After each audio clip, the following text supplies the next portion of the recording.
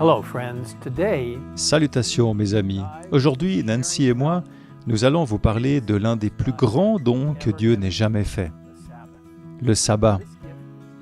Ce don a été donné dans un monde parfait, au début des temps, et d'une manière spéciale.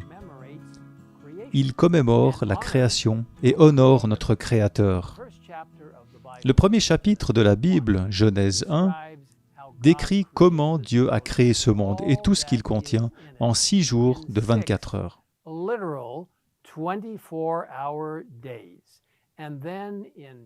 Et puis dans Genèse 2, versets 1 à 3, nous lisons ce qui suit. C'est ainsi que furent terminés le ciel et la terre et toute leur armée. Le 7e jour, Dieu mit un terme à son travail de création.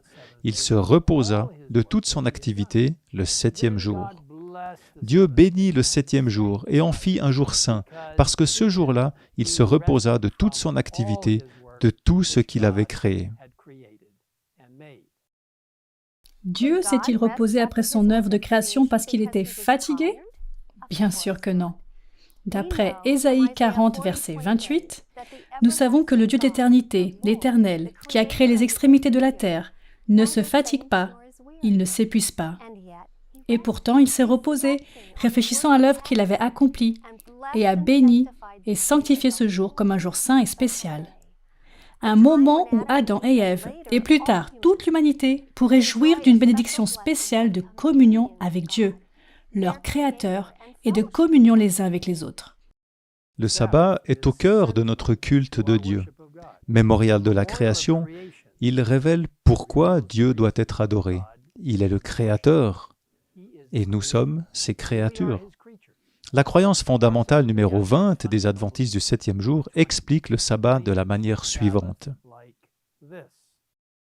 Au terme des 6 jours de la création, le Créateur bienveillant s'est reposé le 7e jour et a institué le sabbat comme mémorial de la création pour toute l'humanité.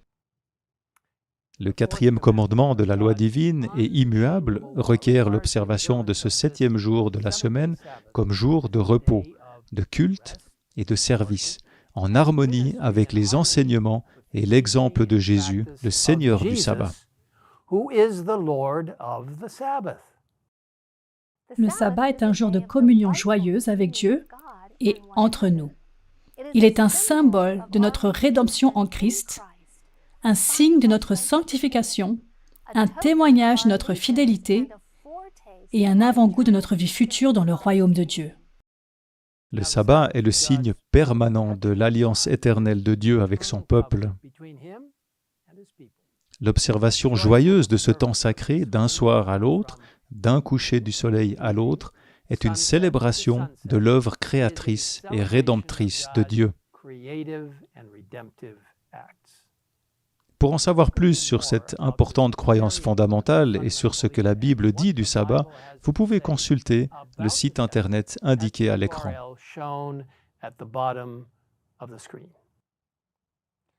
Lorsque les 10 commandements ont été donnés sur le mont Sinaï, le sabbat existait depuis la création.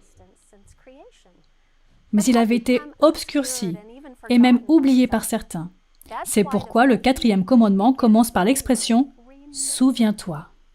Dans Exode 20, au verset 8 à 11, des versets très familiers à beaucoup d'entre vous, nous lisons « Souviens-toi de faire du jour du repos un jour saint. Pendant 6 jours tu travailleras et tu feras tout ce que tu dois faire. Mais le 7e jour est le jour du repos de l'Éternel, ton Dieu. Tu ne feras aucun travail, ni toi, ni ton fils, ni ta fille, ni ton esclave, ni ta servante, ni ton bétail, ni l'étranger qui habite chez toi. » En effet, en 6 jours, l'Éternel a fait le ciel, la terre, la mer et tout ce qui s'y trouve, et il s'est reposé le 7e jour. Voilà pourquoi l'Éternel a béni le jour du repos et en a fait un jour saint. Bien sûr, nous n'essayons pas d'observer le sabbat pour être sauvés. Oh non! Observer le sabbat est un plaisir. Enfant, j'attendais le sabbat avec impatience. Le vendredi, en fin d'après-midi, nos vêtements de sabbat étaient repassés et la maison était étincelante de propreté avec les fleurs que ma mère venait de cueillir. Les arômes extraordinaires qui s'échappaient de la cuisine promettaient un souper très spécial, avec des plats traditionnels comme des schnecken, faits maison, un petit pain sucré de mes grands-parents allemands et une salade de fruits. C'était comme si notre famille se préparait à quelque chose de très spécial. À mesure que les heures du samedi approchaient, j'avais l'impression que le ciel et notre maison se réunissaient pour célébrer ce jour très spécial. C'était un jour pour reconnaître que nous sommes les enfants de Dieu, sa création, qu'il aime, et qu'il est notre Père Céleste qui répond à tous nos besoins. Le culte était également spécial le vendredi soir. Papa dirigeait ce temps, puis nous prions tous les 5. Maman, qui jouait magnifiquement du piano, jouait souvent des hymnes lorsque nous nous endormions. Les traditions de mon enfance se perpétuent aujourd'hui dans notre foyer. Dieu savait que nous aurions besoin de ce jour spécial pour nous reposer physiquement, mentalement, socialement et spirituellement. Le sabbat est l'un des dons les plus précieux de Dieu et il nous permet de rester concentrés sur notre lien avec lui. Nous savons que Jésus lui-même, lorsqu'il était sur terre, observait le sabbat, déclarant qu'il était le Seigneur du sabbat et que le sabbat a été fait pour l'homme et non l'homme pour le sabbat. La Bible nous dit également que non seulement Dieu s'est reposé après son œuvre de création, mais qu'il s'est également reposé le jour du sabbat après son œuvre de rédemption. Les disciples du Christ ont continué à observer le sabbat après l'ascension de Jésus au ciel, et le livre des Actes des Apôtres est rempli d'exemples de Paul et d'autres croyants qui se réunissaient et célébraient un culte le jour du sabbat. La Bible nous dit que le sabbat continuera à être important jusqu'à la fin du monde.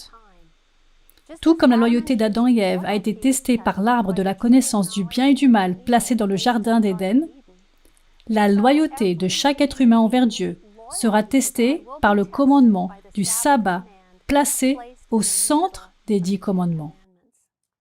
Les Écritures révèlent qu'avant le retour du Christ, le monde entier sera divisé en 2 groupes.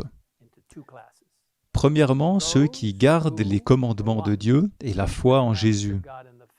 Et deuxièmement, ceux qui adorent la bête et son image. À ce moment-là, la vérité de Dieu sera magnifiée devant le monde entier et chacun aura l'occasion de montrer quelle est sa véritable loyauté. En acceptant maintenant le magnifique don de Dieu, le sabbat, comme 7e jour, nous lui permettons de travailler dans nos vies, de nous transformer et de nous mettre en harmonie plus étroite avec lui. Dans le volume 6 de Témoignages pour l'Église, nous lisons « La puissance qui a créé toutes choses est la puissance qui a recréé l'âme à sa propre ressemblance. Pour ceux qui sanctifient le jour du sabbat, c'est le signe de la sanctification. La véritable sanctification est l'harmonie avec Dieu, l'unité de caractère avec lui. Elle est obtenue par l'obéissance à ses principes qui sont la transcription de son caractère. Le sabbat est le signe de l'obéissance. Celui qui obéit de tout son cœur au 4e commandement obéira à toute la loi. Il est sanctifié par l'obéissance. » Mes chers amis, Dieu nous a fait le merveilleux don du sabbat et de son cher Fils, un don merveilleux, le Christ. Il nous a créés et a donné sa vie pour nous racheter. Il désire passer son jour spécial avec chacun d'entre nous, chaque semaine. Je vous invite à faire l'expérience de la joie qui vous attend le jour spécial de Dieu, le sabbat, le 7e jour.